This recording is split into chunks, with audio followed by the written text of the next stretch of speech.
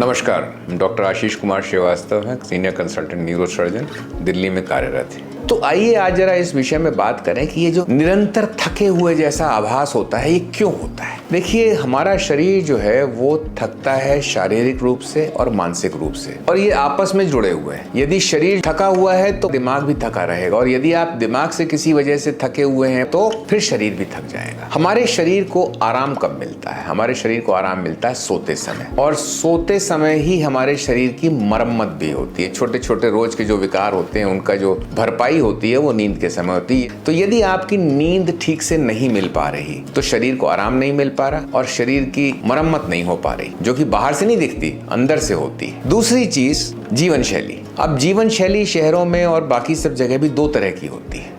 एक तो बहुत तेज, हर समय कुछ ना कुछ करते रहना, और दूसरी होती है सुस्त, कुछ करने को ही नहीं, पड़े हुए हैं, कोई काम नहीं है, न शारीरिक काम है न मानसिक काम है, अपना समय को जो है बेकार कर रहे हैं। तो ये जो जीवन शैली का असर है, दोनों तरह की जीवन शैली से होता है, बहुत तेज जीवन शैली से भी और बिल्कुल सुस्त वाली जीवन शैली से भी। तीसरे जो है, खाना हम कैसा खाते हैं, इस पे भी निर्भर करेगा कि हमारे शरीर का रिएक्शन क्या होता है। जैसे अन्न की गर्मी, अगर बहुत ज्यादा आप गेहूं चावल वगैरह की चीजें खाएंगे तो एक सुस्ती सी शरीर में आ जाती है, तो शरीर सुस्त हो जाएगा। क्यों? उस समय शरीर की शक्ति और ऊर्जा जो है उस भोजन को पचाने में लग रही है। तो आप कोई भी क्रिया करेंगे तो उसमें आपको ऊर्जा पूरी नहीं मिलेगी और आपको थकान और सुस्ती लगेगी। चौथी चीज होती है कि कोई व्यक्ति जो सुस्त पड़ा रहता है, ज्यादातर काम जो है मानसिक रूप से पढ़ाई लिखाई का काम करता है, या कोई ऐसा काम करता है जिसमें शारीरिक गतिविधि नहीं होती, तो वो कैसे इस बात की आशा रख सकता है कि उसका शरीर एकदम से जो है वो चुस्त रहेगा, थकान नहीं लगेगी? वो तो जल्दी थक जाएगा ना, क्योंकि उसके शरीर को आदत नहीं है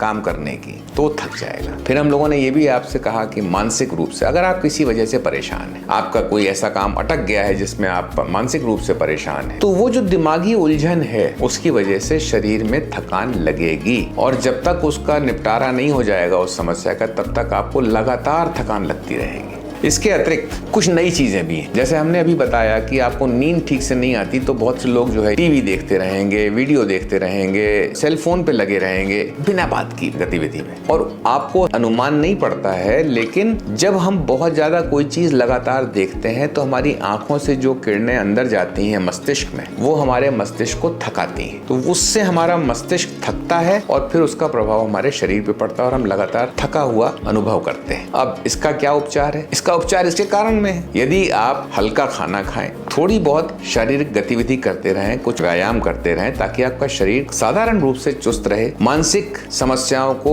सुलझाना तो पड़ेगा, लेकिन उनको अपने ऊपर हावी ना होने दें। कुछ लोग सुबह जब सो के उठते हैं उनको तभी से थकान लगने लगती है। ये कारण ज्यादातर मानसिक थकान से होता है, और ये एक डिप्रेशन का लक्षण भी है। यदि आप उदास हैं, किसी से चीज से दुखी हैं, तो आपको सुबह उठने में आलस लगेगा, आपका मन नहीं करेगा बिस्तर से उठने का। इसका निवारण जो है वो उपचार से होगा, ट्रीटमेंट से होगा। पानी कम पीना एक इतना महत्वपूर्ण कारण है थकान लगने का। पानी यदि हमारे शरीर में कम है तो आपको थकान लगेगी। उसका निवारण आप अच्छी तरह से पानी पी के या कोई पेय पदार्थ लेके, जैसे नींबू पानी है, वो सब लेके कर सकते हैं। लेकिन जो ये कार्बोनेटेड ड्रिंक्स होती है ना, पीने की चीजें जिसके अंदर गैस होती है, उनको थोड़ा बचना चाहिए, क्योंकि उनसे शरीर में और बहुत से विकार आते हैं और थकान कम नहीं होती।